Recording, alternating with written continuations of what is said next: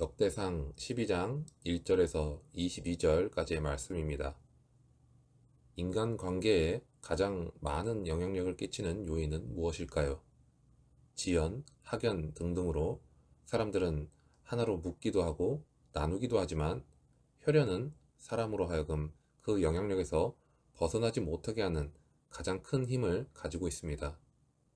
옳고 그름을 따지기보다는 나와 어떤 관계인지를 먼저 따지는 인간적인 습관이 우리에게 있습니다. 그렇기 때문에 올바른 선택을 하지 못하고 나중에 후회하는 경우가 많이 생기기도 합니다. 그러나 하나님의 나라는 이러한 인간적인 이유가 아니라 신앙으로 묶인 공동체에 의해 세워집니다. 다윗은 유다 지파였고 사울은 베냐민 지파였습니다. 당시에는 같은 지파에 속한 사람들이 같은 지역에서 살아갔습니다.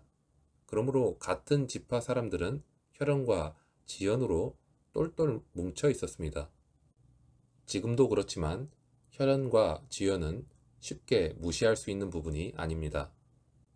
그럼에도 불구하고 다윗을 도운 베냐민 사람들이 적지 않았다는 점은 더욱 특이한 부분으로 다가옵니다. 다윗이 사울을 피해 시글락에 숨었을 때에도 베냐민 사람들이 와서 다윗과 함께 했습니다. 우두머리인 아히에셀과 그 아래의 요아스 같은 사람들이 다윗과 함께한 사람들입니다. 이들은 활을 잘 쏘았고 양손을 모두 다 사용하는 용사들이었습니다. 이들은 다윗이 가장 힘들고 어려울 때 다윗과 함께한 용사들입니다. 시글락에 모인 사람들은 대부분 그 당시에 멸시받고 홀대를 받던 사람들이었습니다.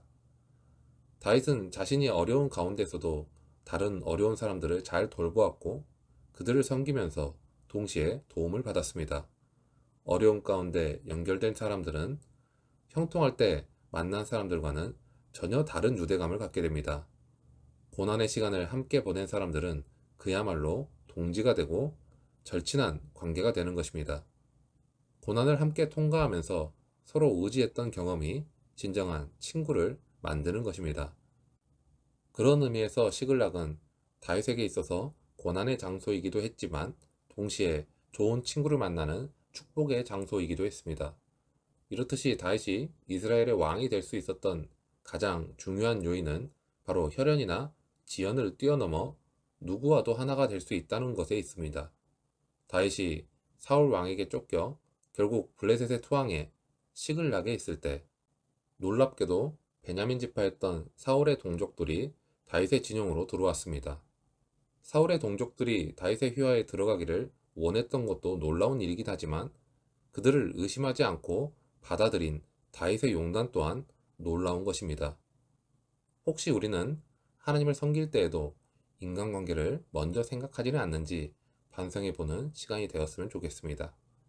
그 이후에도 역대기 저자는 갓지파 사람들 중에서 다윗의 휘하에 들어온 사람들을 열거하고 있습니다. 사실 갓지파는 요단강 건너편에 있었기 때문에 같은 이스라엘이라고는 하지만 유다 지파와는 그다지 친한 지파가 아니었습니다. 그러나 그들은 다윗이 광야에 있을 때 찾아와 다윗에게 큰 힘이 된 용사들이었고 위험을 마다하지 않고 작전을 수행한 사람들이었습니다. 다윗은 이들에게 기꺼이 군대의 지휘를 맡겨서 백부장과 천부장이 되게 함으로써 그들이 차별당하지 않도록 했습니다. 이러한 넉넉한 포용력은 결국 다윗이 왕조를 세우는 견고한 기초석이 되었습니다. 이렇게 적의 혈족과 별로 친하지 않은 지파 사람들을 받아들인 다윗이었지만 오히려 가까운 사람에게는 그들이 하나님을 두려워하는가를 검증하는 모습을 보였습니다. 다윗은 유다 지파 사람이었고 또 사울의 사위였기 때문에 베냐민과 유다 자손 중에서 다윗과 가까운 사람들이 많았습니다. 그러나 그들이 다윗에게 왔을 때 다윗은 그들이 자신을 속여 대적에게 넘기려 한다면 하나님이 감찰하시고 책망하시기를 원한다는 말을 합니다. 18절에 기록된 아마세 역시 베냐민 지파의 사람이었습니다. 그러나 그는 유다 지파인 다윗에게 충성을 맹세하고 다윗의 가장 가까운 측근이 되기로 결정합니다. 어떻게 베냐민 지파였던 아마세에게 이런 변화가 일어났을까요? 성경은 그 이유를 그가 성령에 충만했기 때문이라고 설명합니다. 아마새는 성령에 붙들려서 모든 인간적인 고리들을 초월하여 다윗을 따르게 되었던 것입니다. 성령 하나님은 사람의 내면 가장 깊숙한 부분까지도 변화시키십니다. 모든 이익을 내려놓고 하나님의 뜻을 따르게 하는 비결도 오직 성령의 붙들림입니다. 일반적으로 혈연과 학연과 지연이 출세를 위한 가장 중요한 요인이라고 생각되는 세상 속에서 우리는 살아가고 있습니다. 그러나 이러한 혈연과 학연, 지연에 얽매이게 되면 정작 중요한 하나님의 뜻을 따르기 힘들게 됩니다. 더욱이 자기 십자가를 지고 예수 그리스도를 따라야 하는 제자들이 자기 삶에서 성령의 붙들림을 받지 못한다면 우리는 제자의 사명을 제대로 감당하지 못할 것입니다. 아마새는 성령에 붙들려서 다윗이여 우리가 당신에게 속하겠고 이새의 아들이여 우리가 당신과 함께 있으리니 라고 외쳤습니다. 우리 역시도 성령에 붙들림 받으면 우리가 주님께 속해 있음을 알게 되고 주님과 함께 있는 것을 더욱 즐거워하게 되며 주님을 위해 더욱 충성하게 됩니다. 진정한 변화를 일으키고 모든 인간적인 노력과 혈연과 지연, 학연을 뛰어넘을 수 있는 가장 확실한 방법은 성령 하나님께 붙들리는 것입니다.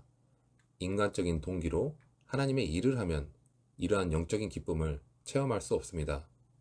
이처럼 다윗은 자기 혈족이라고 해서 중요한 자리를 맡긴 것이 아니라 그들의 신앙에 근거하여 사람을 세웠습니다. 이러한 부분은 지금 이 시대의 교회에서도 매우 중요한 원칙입니다. 이 외에도 므낫세 지파 사람들이 다윗의 휘하로 들어와 큰 공을 세우고 그 외에 여러 사람이 다윗과 함께하여 그 공동체가 커져 하나님의 군대처럼 되었습니다. 하나님이 이렇게 다윗의 세력을 크게 하신 이유는 다윗이 가까운 사람만을 중용하지 않고 그리 가깝지 않았던 사람들 뿐만 아니라 적의 혈족이라 할지라도 편견 없이 중용하며 오히려 가까운 사람일수록 더욱 그의 동기와 신앙을 검증하는 태도를 가졌기 때문입니다. 베냐민 사람들은 다윗보다 사울을 따를 이유가 더 많았을 것입니다. 하지만 다윗과 고난을 함께 겪었던 사람, 성령 하나님께 붙들림을 받은 사람들은 혈연이나 지연보다 하나님의 뜻을 더욱 중요하게 여기기 때문에 다윗을 돕고 하나님의 나라를 든든하게 세워갔던 것입니다. 이처럼 올바른 선택을 하는 데에는 고난의 경험과 성령의 충만함이 큰 역할을 합니다. 교회는 다윗이 이끌었던 군대처럼 오직 신앙을 기반으로 하고 인간관계 때문에 모이고 흩어지는 일이 없어야 합니다.